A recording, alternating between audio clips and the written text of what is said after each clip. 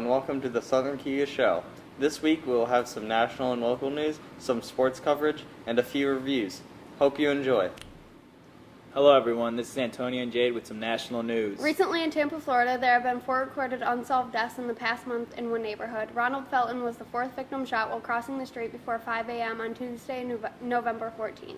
According to Brian Dugan, Tampa Police Chief, a suspect was seen in all black with a black baseball cap and a black pistol and possibly lives in the same neighborhood. The 3rd victim was a 20-year-old man with autism who had just graduated high school and accidentally boarded the wrong bus and ended up in this neighborhood.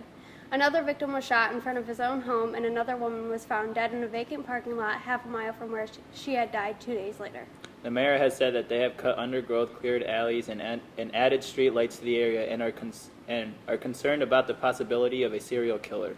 Dugan also asked residents to check and make sure none of their firearms or weapons have gone missing, and police have been swarming the neighborhood and urging people not to walk alone at night anymore. That's it for national news. Signing off, this is Antonio and Jade. Thanks for watching.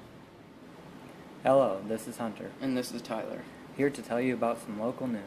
On Saturday, November 4th of 2017, NYPD cop Michael Serrato was arrested in Cayuga County.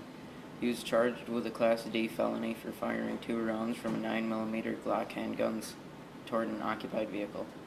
A Class D felony is described as menacing and reckless endangerment.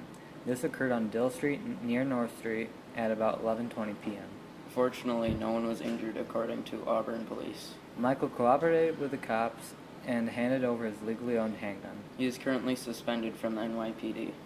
Michael joined the NYPD in January of 2015, worked in the 34th Precinct in Washington Heights, and is a human resources specialist for the National Guard. He was on military leave at the time. It is still unknown why he fired the gun at the car. Well, this has been Hunter. And Tyler with your local news. This is Rick And Phil. with some sports news. On Monday, November 11th, the Swedish national soccer team pulled out a huge upset against Italy to secure a spot in the upcoming World Cup.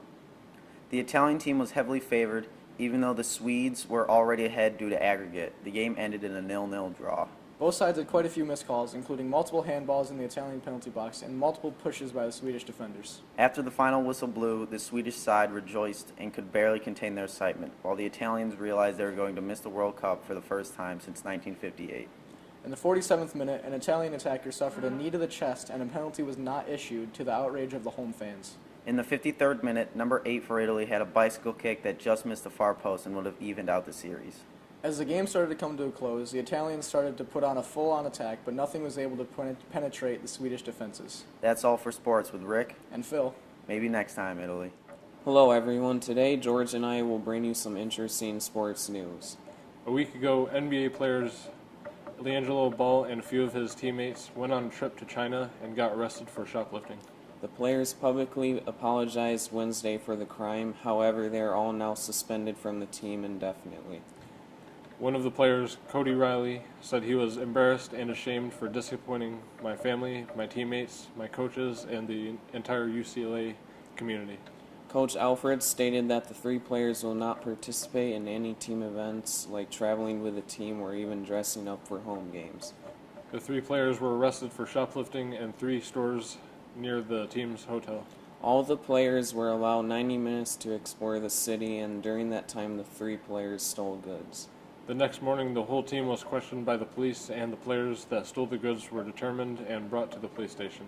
President Trump saved the 3 players from being sentenced to a possible 10 years in prison. Even though it was unlikely, the players did thank Trump. Thanks for listening, everyone. This is Nikita. And Olivia with a movie review. Happy Death Day is a recent action horror film about a woman named Tree Gelman who wakes up on her birthday in the bed of a college student named Carter, who is played by Israel Broussard. She wakes up to a normal morning, but as her birthday goes on, she gets a weird feeling that she has already lived that same day and keeps on getting attacked by a serial killer. She then keeps reliving the same day until she finds out who the killer is. Happy Death Day was released on October 13, 2017. It cost $5 million to make, and in theaters, it made about $88 million so far. Directed by Christopher B. Linden, Happy Death Day has a 66% fresh rating at the online review site Rotten Tomatoes.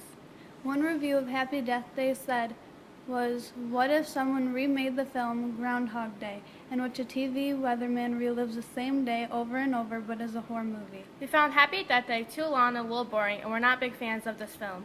Well, for now, this is Nikita. And Olivia with a movie review. Hello, I'm Brittany, and I'm here to talk about a TV show called Riverdale. Riverdale is an American television series that's based off of the characters of the long-running Archie comic series. The series was adapted for the CW by Archie Comics and the chief creator officer Roberto Aguirre Sacasa. Riverdale. The TV show may be more of a mystery. It uses the characters for the very uplifting Archie Comics, but adds a twist to them with death and murder and suspense. The ensemble cast is based on the characters from Archie Comics, with KJ Apa as Archie Andrews, Lily Reinhart as Betty Cooper, Camila Mendez as Veronica Lodge, and Cole Sprouse as Jughead Jones, the series narrator. I suggest Riverdale is a TV show to watch when you have some downtime, so you can take in the riveting details and twists and turns the show has throughout the entire series. It is rated at 85% by online review site Rotten Tomatoes overall.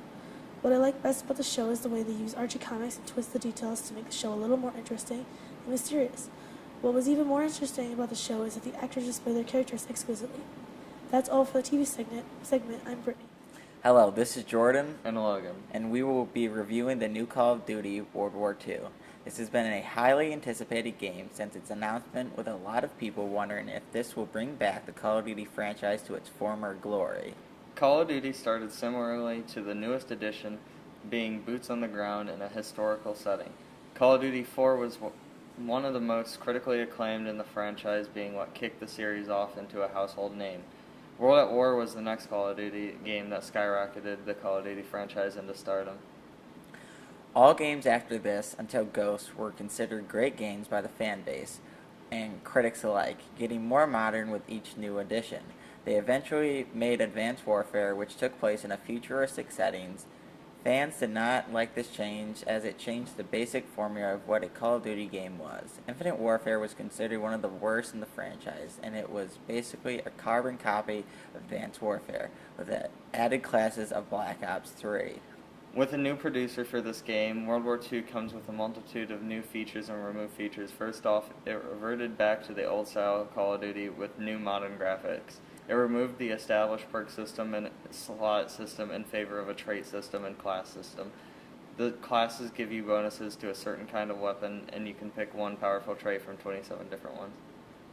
The gameplay feels very similar to the World at War, with a new added smoothness with the addition of a beloved Black Ops 1 feature, the Dolphin Dive. In conclusion, this game is very reminiscent to the all Call of Duty games and a very good game to pick up right now. With more downloadable content coming in the future, it can only get better. This is Jordan. And Logan. And this has been a review of Call of Duty World War II. That's all for the Southern Cayuga Show. Thanks for watching.